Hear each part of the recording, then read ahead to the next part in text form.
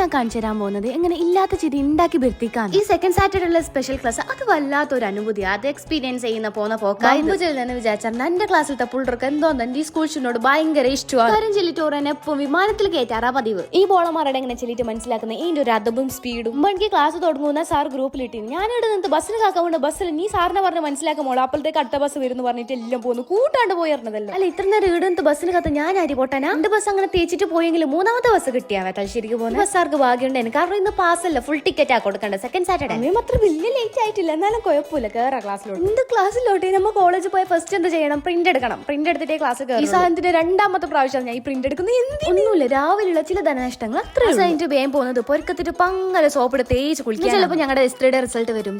സോപ്പിട്ടൊരു പങ്കല തേച്ച് കുളിച്ചിട്ട് റിസൾട്ട് നോക്കി നല്ല ഉണ്ടാവും ഞാൻ കേട്ടിട്ടുണ്ട്. എന്റെ റിസൾട്ട് എന്തായാലും ചോദിച്ചുകൊണ്ട് വരണ്ട. സോപ്പിട്ട് തേച്ച് കുളിച്ചിട്ട് വെളുത്തിട്ട് പാറിപ്പോയി. ഇപ്പൊ അങ്ങ് വാരി കോണിലുണ്ട്. ഇവിടെ നിൽക്കുന്നില്ല, ഞാൻ പോയിരുന്നു. അപ്പൊ ചാച്ച